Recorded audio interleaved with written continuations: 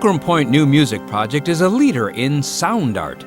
Its creator, Stephen Burns, is inspired by everything from Bach to rock and views every concert as an adventure for both the musicians and the audience. You know, an average Fulcrum Point audience, you'll see everyone from teenage to, octogenarian. And I think it really has to do with, where your heart is.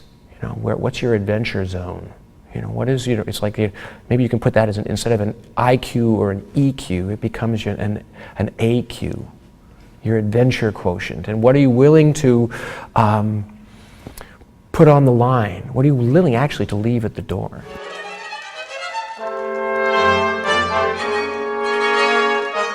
Most people think that new music is really weird, strange, or intimidating. It has mostly to do with your attention and your willingness to be present without judgment.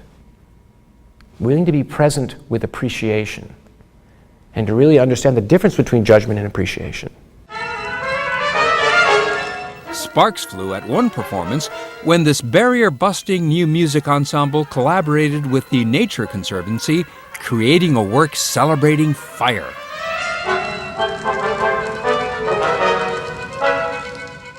Fulcrum has been called maybe the most energetic, most innovative of Chicago's younger music ensembles. What do you have to do to keep that reputation?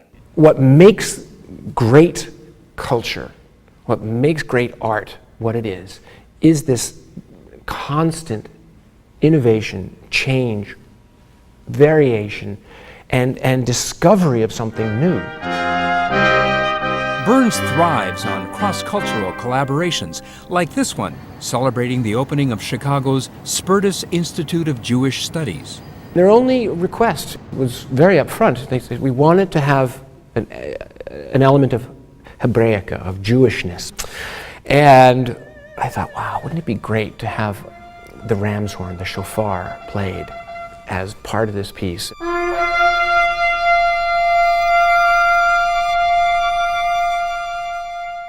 Baroque, pop, jazz, you take a little bit from everything. Any museum, you can look around, each room will have a different visual concept or a visual language, and they're all valid. Some of it's beautiful, some of it's startling. There's great art music in every genre.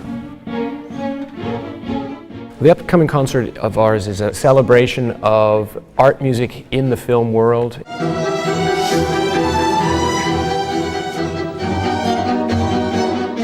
And Psycho is perfect for that because you get the internal dialogue in the musical part.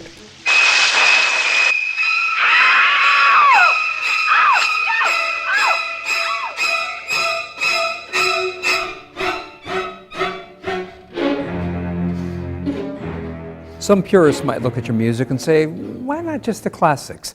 What do you say to people who are sort of a little iffy about how you combine popular influences in a classical format? I love the classics, but there are classics being written today.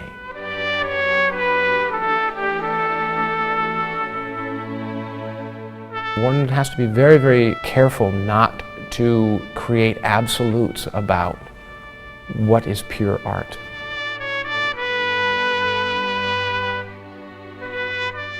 Why the name Fulcrum Point? Well, the fulcrum is one of the oldest tools in the human civilization toolbox, so to speak. It's the wedge, it's the jack you put under that large immovable object like your car that's stuck in a rut. And I thought of the idea because of the way that throughout history, great music always used elements from its society. Forms that were familiar to people, but great composers were able to expand the form. Burns readily admits he'll use just about anything as a leverage to create new music that connects with audiences.